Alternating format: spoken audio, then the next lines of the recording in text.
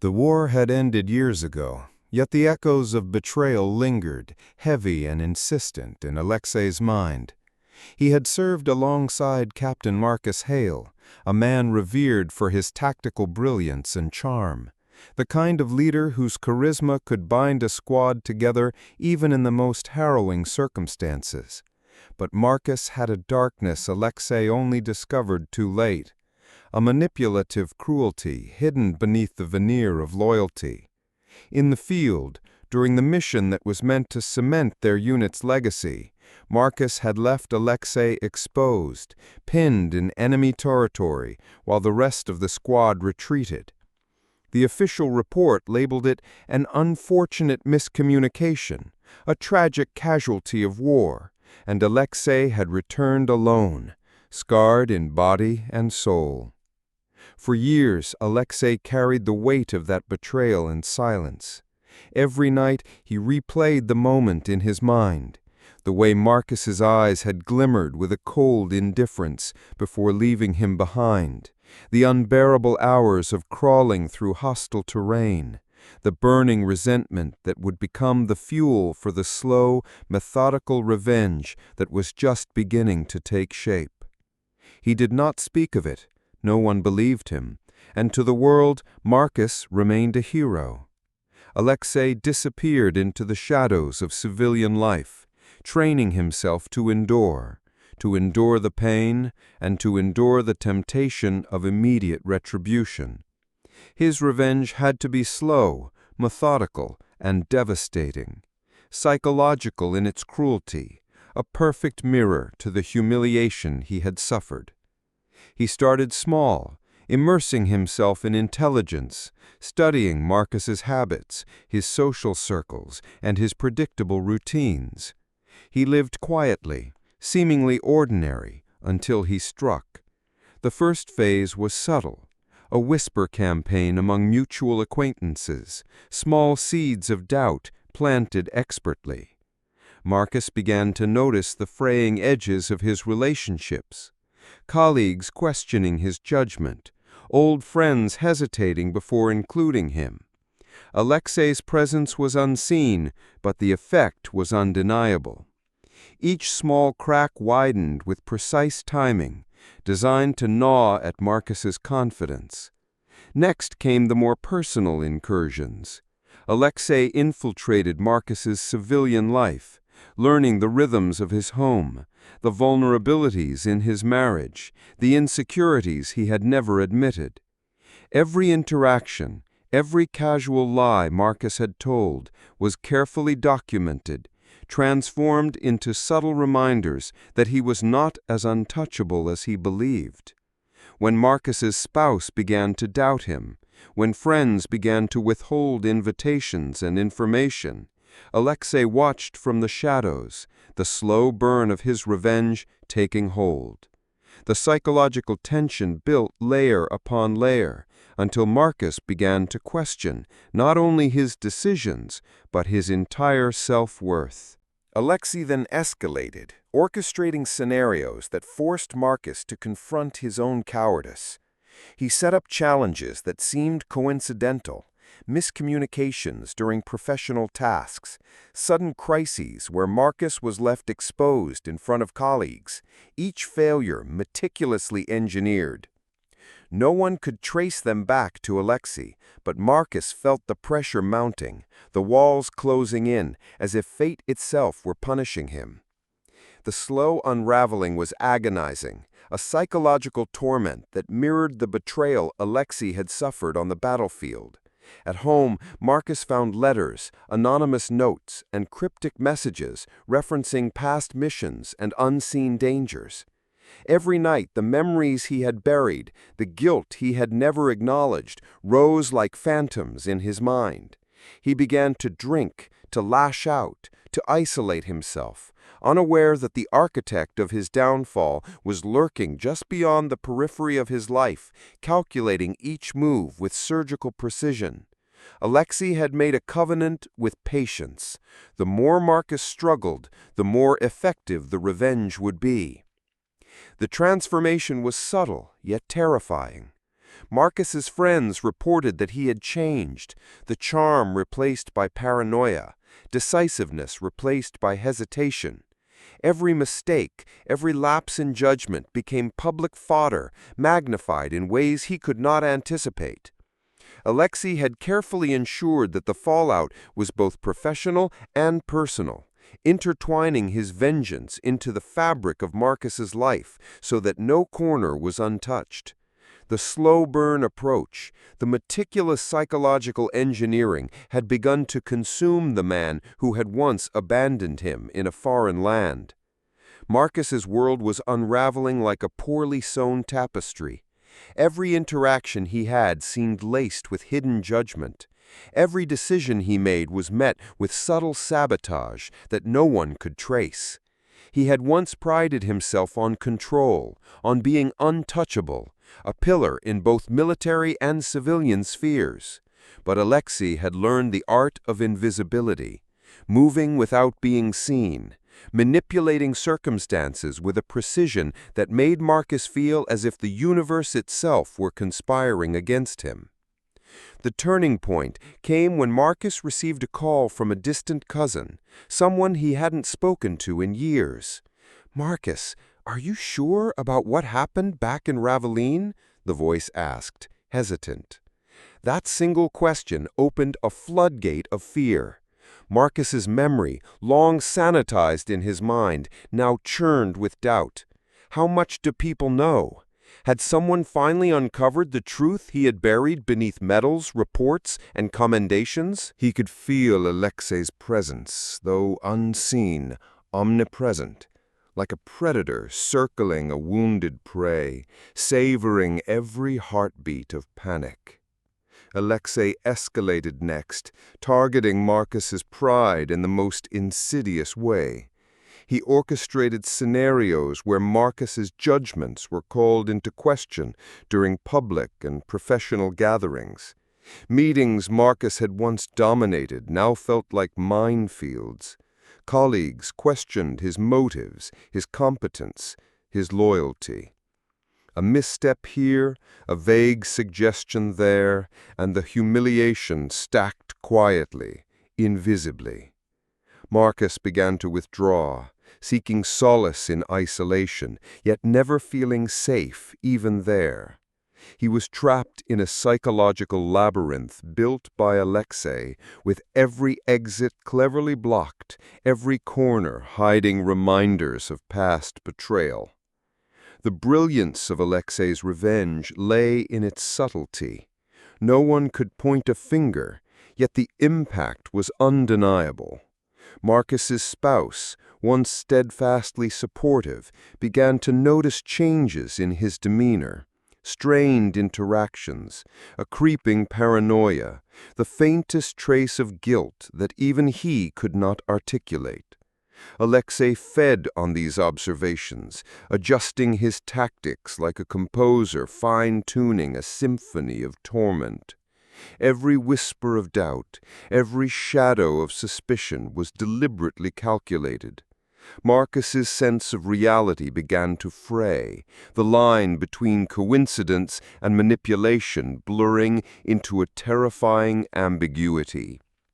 At night, Marcus would lie awake, heart pounding, replaying missions, conversations, decisions, trying desperately to piece together the source of his unraveling life.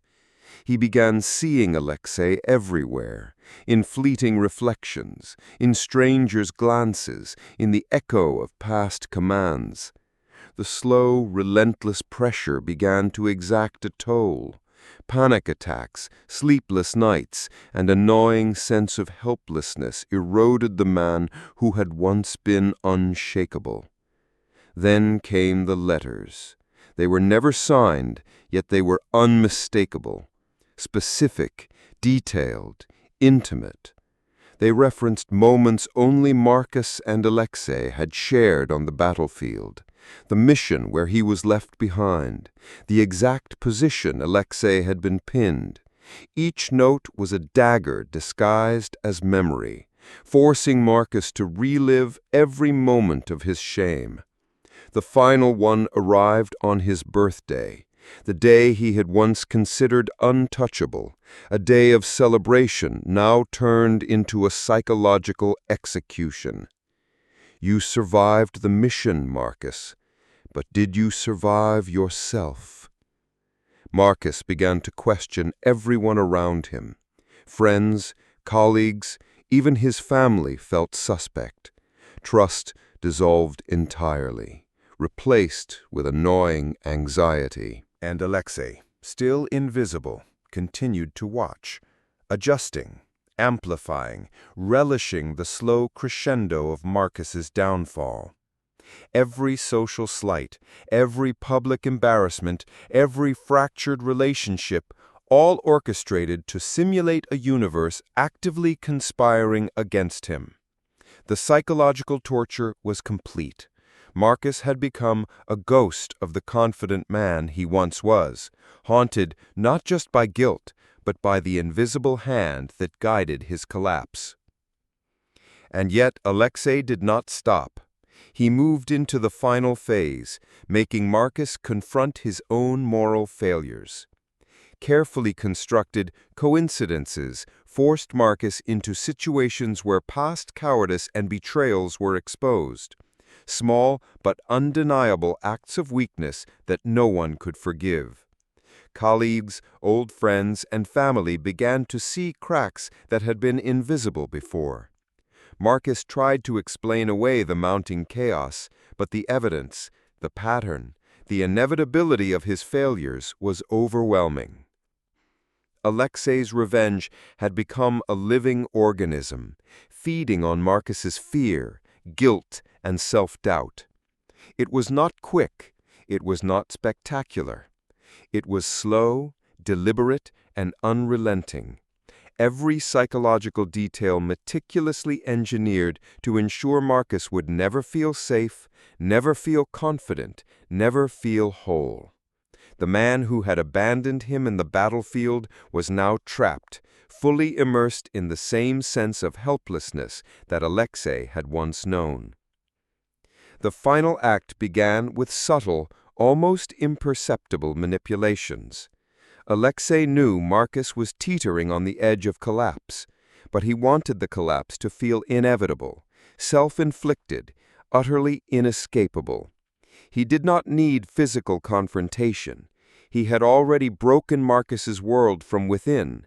Now it was time for the crescendo. Marcus's isolation had deepened. Colleagues avoided him, uncertain how to approach the man who once commanded respect but now seemed haunted by invisible forces. His spouse, wearied from years of subtle erosion, hesitated with every word. Marcus himself no longer trusted his own judgment. Every decision felt like a trap, every interaction like a staged play in which he was the only actor unaware of the script. Alexei's genius lay in patience. He introduced the final element, moral entrapment. Marcus received intelligence about a mission, one that mirrored the fateful assignment that had fractured their bond years ago. The mission was technically minor, trivial even, but the symbolism was devastating. Marcus knew deep in his gut that failure was guaranteed, that missteps would be magnified, that every observer would interpret hesitation as cowardice. Alexei ensured it was witnessed. Reports leaked, subtle rumors started, silent eyes watching every move. The operation began. Marcus's every decision, every command was undermined by circumstances orchestrated to fail. Subordinates hesitated or miscommunicated. Equipment malfunctioned at precise moments. Allies were misled. All invisible hands guided the chaos. Marcus felt himself slipping, the same helplessness he had inflicted on others now suffocating him.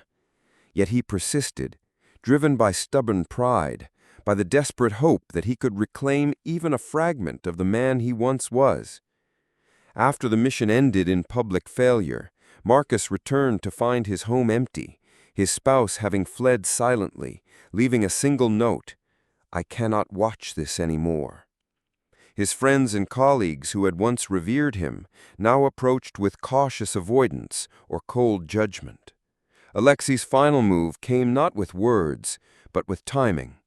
A photo of Marcus on the mission, captured at the exact moment of hesitation, digitally circulated with careful anonymity.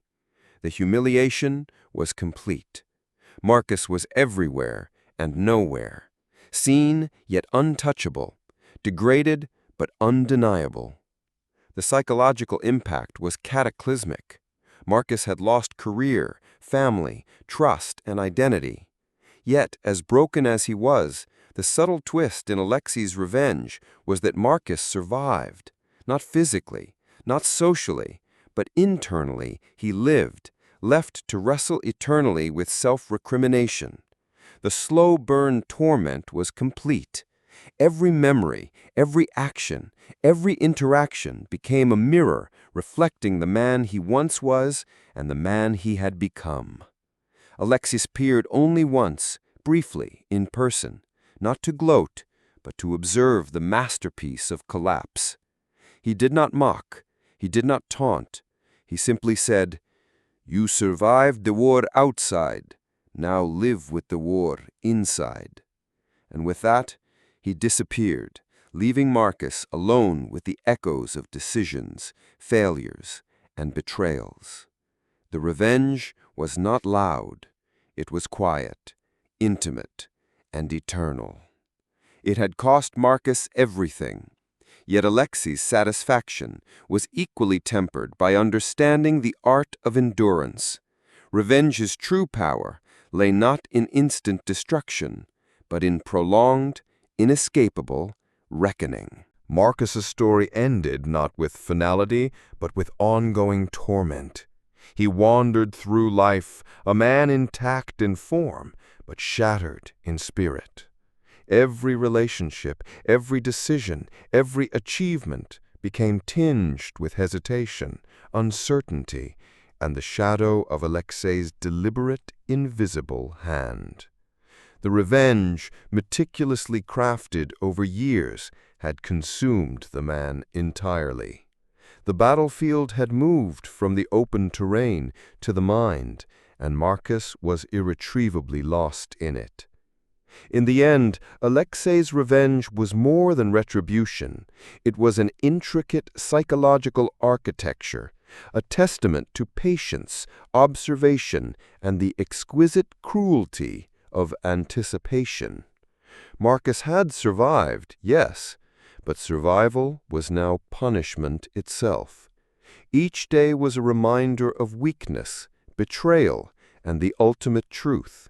Some wars are fought not with weapons, but with time, strategy, and the unyielding patience of a mind intent on dismantling another. And somewhere, unseen, Alexei watched, satisfied not with the destruction itself, but with the artistry of the collapse, a slow, inexorable, and devastating masterpiece of revenge.